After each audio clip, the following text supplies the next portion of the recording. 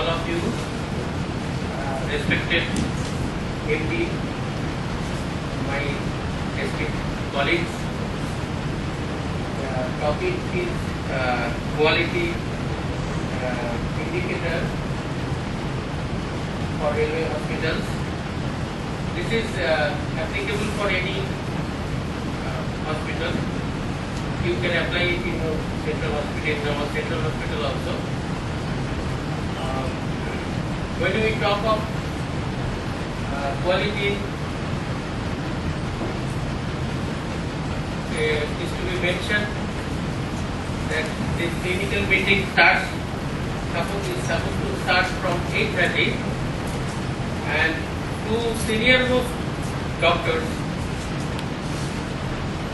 MD and Dr. A.P. Patnaik, both of them came sharp at 8:30 a.m. So that is quality. Charity begins at home. So if we can follow this example, I think quality can be ensured. And when the topic is quality indicators, both the ANOs, they have volunteered to come to listen to this lecture. This also shows their interest. After the initial discussion, we will try to evaluate our inspection control status of this hospital. Please, without any biasness, give your evaluation marks so that at the end of the session, we can honestly assess what is the status of our hospital, at least from the infection control part. Dr. Dhanwar is here. She is doing many things in this area. So she will give her marks, you will also give your marks. So at the end of the session, you can yourself judge what is the status of the infection control of this hospital. So with your permission, I am forwarding to the next slide. Indian Railways, in its mission statement, appeals to the doctors and health workers to be more responsive to the needs of the patients and handle all cases with commitment and the human approach. The statement urges the doctors and paramedical staff to provide quality healthcare using modern and cost-effective techniques and technology. And it is to be also to be reminded that hospital is a very critical area. Many patients, many relatives come here, and many of them with serious patients, emotionally charged. So if we can handle them very well, then many of the battles are won. But if there is any deficiency, then it starts like fire. So we must ensure the quality, professional approach. Quality, Hippocrates, founder of medicine.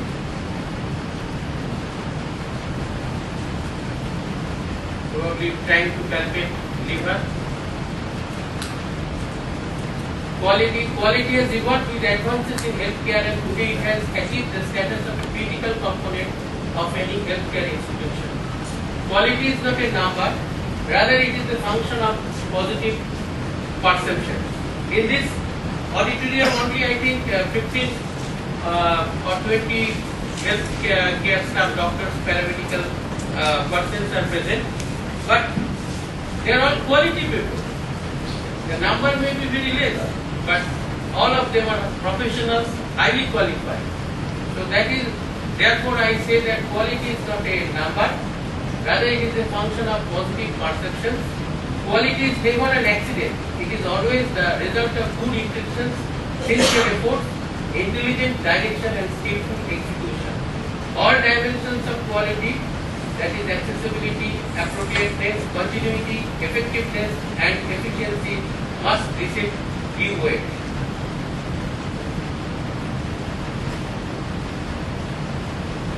Quality assurance, Susruto, 6th century BC, father of surgery.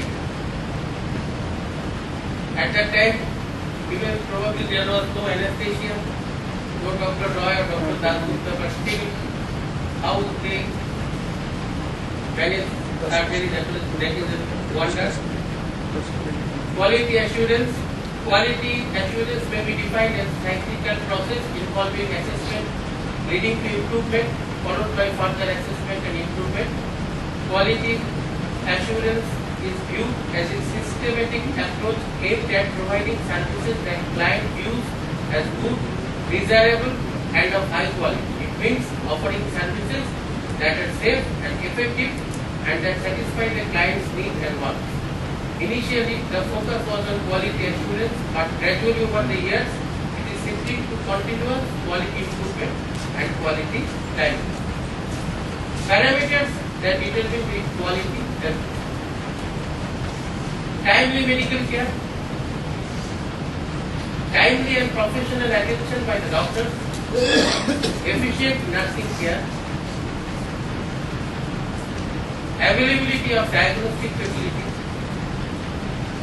overall cleanliness. Broadly, these are some of the parameters that we can all agree. Timely medical care, it is very important. What is the queuing time? What is the waiting time? That is very important. One of the foremost aspects of patient satisfaction.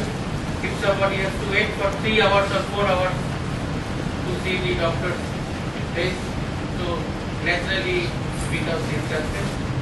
So timely medical care, timely and professional attention by the doctors, efficient nursing care, availability of diagnostic facilities, whether all the facilities are available in-house or in some of the cases even the tie-up arrangement can do good result, because if it can be arranged then it is alright. Overall cleanliness. Cleanliness is next, it is said that it is next to godliness. Any healthcare facility which is not clean will not give any patient satisfaction. Quality in hospitals is assessed by quality indicators, the data for which can be derived from inpatient data, hospital services utilization data, patient satisfaction feedbacks, etc. Legends quality indicators, Choroko, concept of digestion, metabolism, and immunity. He is also one of the legends of medicine. Quality indicators are the tools that highlight potentially quality concerns, identify areas that need further study, and investigations and track changes over the time. Types of quality indicators for hospital: access of the available hospital inpatient administrative data, prevention quality indicators, inpatient quality indicators, patient safety quality indicators. Prevention quality indicators, these identify hospital admissions which could have been avoided if quality outpatient care had been provided. So this is very important.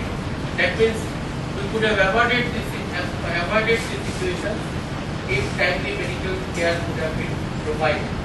They are prevention quality indicators. Example, there are only few examples, but you can yourself develop. We all are professionals, we know how we can prevent disease.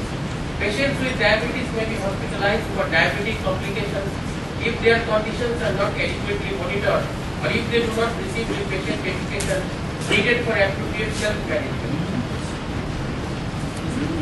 We have seen in a health camp,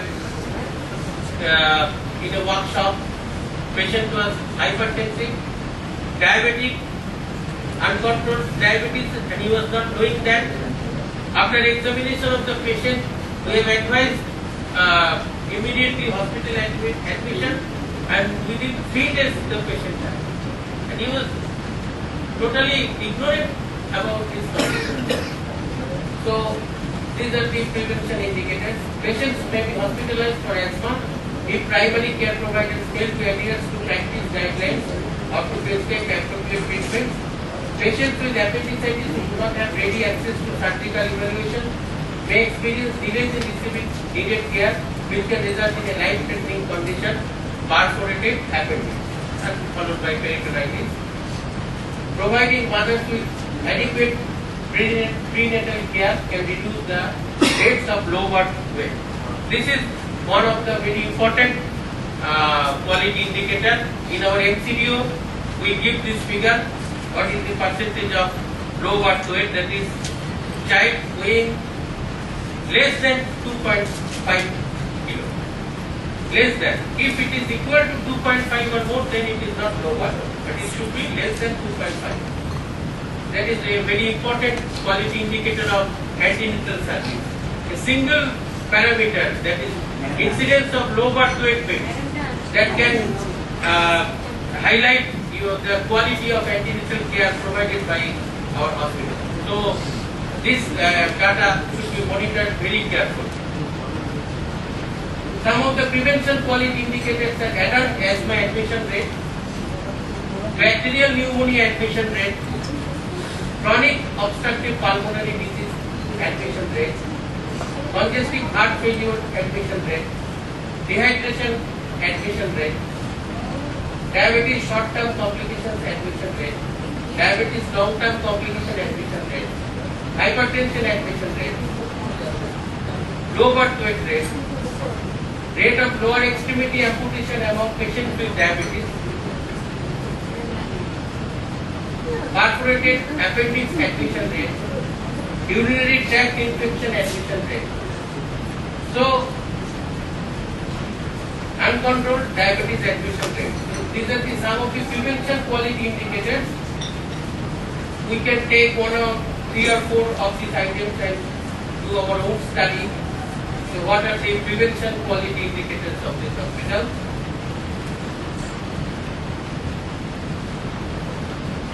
Some of these items, hypertension, low birth weight, this can be easily taken up. Inpatient quality indicators. Inpatient quality indicators reflect quality of care inside hospitals, including inpatient death, mortality for medical conditions and surgical procedures. Volume indicators. Volume indicators are indirect measure of quality. They are based on evidence suggesting that hospitals performing more of certain intensive, high technology or highly complex procedures may have better outcomes for these procedures. Volume indicators simply represent number of admissions in which the procedures were performed. That is coronary artery bypass graft example, CABG volume, PTCA volume, etc. What are the incidents of this admission? Mortality indicators for inpatient procedures. This indicates the high mortality may be associated with poorer quality of care. That is CABG mortality rate, hip replacement mortality rate, PTCA mortality rate. Mortality indicators for inpatient conditions. This shows that high mortality may be associated with deficiencies in the quality of care. Acute myocardial infarction AMI mortality rate, congestive heart failure mortality rate, acute stroke mortality rate, gastrointestinal hemorrhage mortality rate, hip fracture mortality rate, pneumonia mortality rate. So these are some of the mortality indicators which show poor inpatient care. Utilization indicators. These reflect either overuse, underuse or misuse of procedures. Incidental appendectomy in the elderly rate, laparoscopic cholecystectomy rate, primary cesarean delivery rate, vaginal birth after cesarean rate. Patient safety indicators, they are very important. Patient safety indicators reflect quality of care inside hospitals and on potentially avoidable complications and iatrogenic events. The patient safety indicators provided perspective on patient safety events. These are some of the hospital level patient safety indicators. Complications of anesthesia, death in low mortality cases, decubitus ulcer, failure to rescue, foreign body left in during procedure, iatrogenic pneumothorax, post-operative hemorrhage or hematoma, post-operative pulmonary embolism or deep vein thrombosis, post-operative sepsis, post-operative wound dehiscence in abdominopelvic surgical patients, accidental puncture and laceration, transfusion reaction, birth trauma, injury to inmate. So these are all some of the safety indicators we can easily monitor these indicators in our respective departments, and after 1 year we can publish the data. So what is the safety level of this hospital? In addition to above, utilization of hospital certificates can be assessed by the following quality indicators. Average number of admissions per month. This we all know, we are giving in our MCQ. Average number of outpatient attendance per month. Bed occupancy ratio. Average number of major surgeries done per month. Average number of deliveries conducted per month. Average number of X-rays done per month. Average number of USGs done per month. Average number of laboratory tests done per month, and others. Utilization indicators. Patient satisfaction can be assessed by getting their feedback on the following, which also can be taken as quality indicator. Timely medical care, timely and professional attention by doctors, efficient nursing care, availability of diagnostic facility, overall cleanliness. This we have already covered. The patient can themselves give the feedback. What is your opinion regarding this aspect? And from that we can assess the quality. Quality indicators can also be designed as per our need for evaluating different services. Cardiac care quality indicators, CABG in hospital mortality rate, PTCA in hospital mortality rate, diabetic care quality indicators, lower extremity amputation rates, annual eye examination rate, poor HbA1c control, etc. So these are some of the diabetic care quality indicators that we can assess.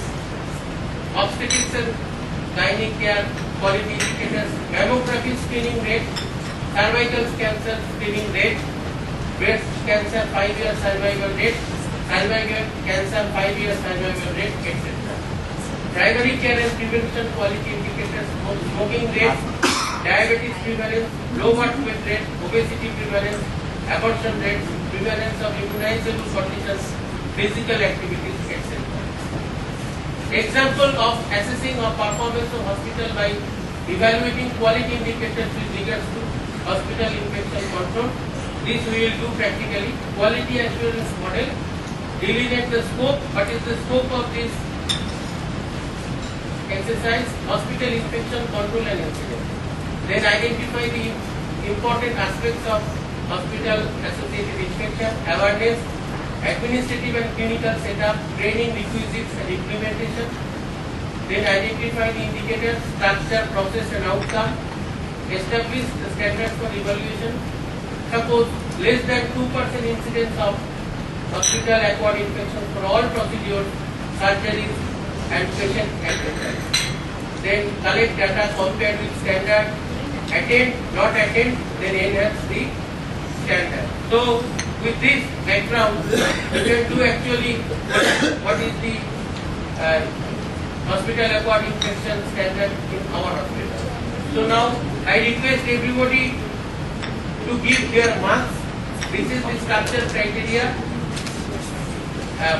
In each point there is each aspect there is 5 points. So you can give your mark, and at the end of the session we can calculate what is our assessment.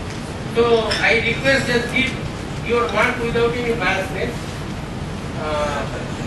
I may say that hospital infection is a control is excellent. Dr. Dhanwar may say it is excellent. You may not say so. Please give your mark. As a well-initiated hospital infection control committee incorporating a hospital administrator, microbiologist, clinician, and nursing administrator. If, in your opinion, this is here in our hospital, then you can give 5 out of 5. But if there is any deficit, you can give 4 or 3. So accordingly, you give your marks. The indicators are here. As a functional hospital infection team, incorporating microbiologists, nursing staff, housekeeping staff, and epidemiologists. In our hospital, we don't have professional epidemiologists, but we have a professional health personnel, health administrator like me, who is also inspecting. So that part I am taking care of. Whether this committee is visiting the wards every day, every week, or as per program, accordingly you give your mark. 5 out of 3 or 4 or 5 out of 5. There exists specific job description for each personnel of above committee team. Whether the microbiologists know what to do, whether the NO know what to do, whether the AHO know what to do, and whether the health administrator or public health person knows what to do. So if they all know their functions well, then they will get 5 out of 5 or 4 or 3. I can give 1 also, no? You Yes. can give 0 also. Zero also. Minus seven. You are only telling 3, 4, 5. That's right. You are only telling 3, 4, 5. But don't forget that we are assessing our own hospital. So while giving marks, huh? It should be unbiased. The freedom is with you. That is why I am doing this exercise, because hopefully Dr. Thalwar will give 90 out of 100, but you may not give. Then physical facilities are conducive for prevention of hospital infections such as ward design, bed spacing, flooring, isolation rooms, drainage, etc. Because this is, we are evaluating the structure, the infrastructure. There are evaluation of infrastructure, evaluation of the process, evaluation of the outcome. Suppose I do something in the laboratory, whether the microscope is there, so that is evaluation of the structure. How we are doing the staining, that is evaluation of the process. And how much we are getting the positive results, that is the evaluation of the outcome. So physical facilities, we are giving the marks of structure. Whether the physical facilities exist, then housekeeping services and biomedical waste management are appropriately incorporated in the hospital infection control program. I think we have in our hospital the biomedical waste disposal facility and collection, segregation, collection and final disposal. We have a contract. So I think this is finished. Yes. All you have Completed. Done. Dr. Malhotra can also join. Actually, we are trying to evaluate what is the infection control status of this hospital. We are doing a practical exercise. So far, I think we are running with minus point. Yes. Procedural policy और भी है has well enunciated principles of hospital infection control such as to eliminate source of infection and routes of spread, surveillance for infection, investigation duty, outbreak, etc. Whether this is available, existence of comprehensive standing operative procedure (SOPs) for hospital infection control program, including disinfection and sterilization of equipment, universal aseptic precautions, protective vaccinations, tetanus, gas gangrene, hepatitis B, etc. Use of disposable housekeeping disinfectant, handling of specimen barriers and reverse barrier transfer. As a functional antibiotic policy, if there is a policy, then please. उसका पीछे छोड़ा bag Sorry. जाएगा और उसका एक पीछे As a functional antibiotic policy,